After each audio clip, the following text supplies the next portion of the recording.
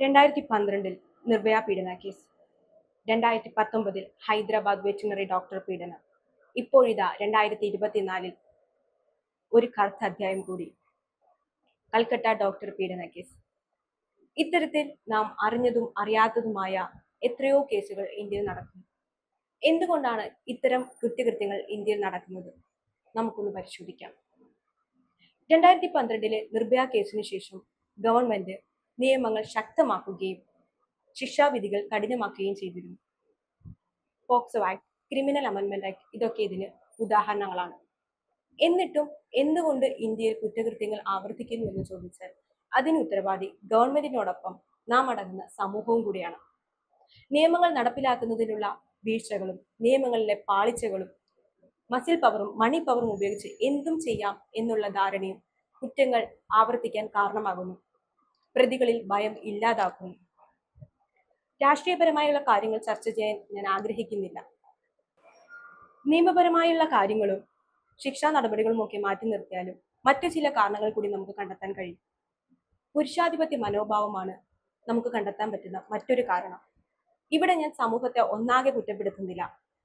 Progressive society എന്ന് പറയുമ്പോഴും അതിൽ ഒരു വിഭാഗം ആളുകളിൽ പുരുഷാധിപത്യ മനോഭാവം പുലർത്തുന്നവരാണ്.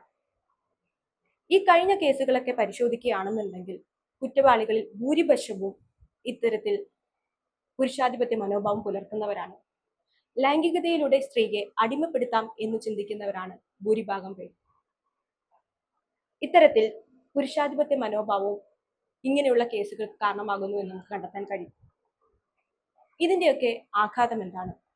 ശാരീരികവും മാനസികവുമായി പീഡിപ്പിക്കപ്പെടുന്നതിനോടൊപ്പം പൊതുസമൂഹത്തിൽ പോലും ഭയമില്ലാതെ ഇറങ്ങിച്ചെല്ലാൻ സ്ത്രീകൾക്ക് ഇപ്പോൾ ബുദ്ധിമുട്ടാണ്.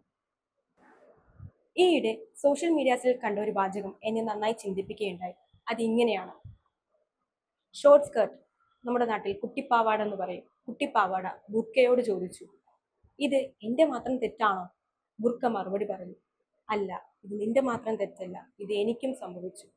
ഇതെല്ലാം കേട്ടുകൊണ്ട് മൂലയിലിരുന്ന ഡയപ്പറിന് ഒന്ന് സംസാരിക്കാൻ പോലും കഴിഞ്ഞില്ല. ഇത്തരത്തിൽ ഇന്ന് നീ നാളെ ഞാൻ എന്ന രീതിയിൽ ഭയത്തോടെ ജീവിക്കേണ്ടവരാണോ സ്ത്രീകൾ?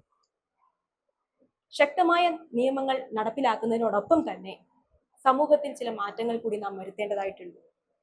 സ്കൂൾ തലം മുതൽക്കേ ലൈംഗിക വിദ്യാഭ്യാസവും മൂല്യാധിഷ്ഠിത വിദ്യാഭ്യാസവും ബോധവൽക്കരണവും ഒക്കെ നാം നൽകേണ്ടതായിട്ടുണ്ട്.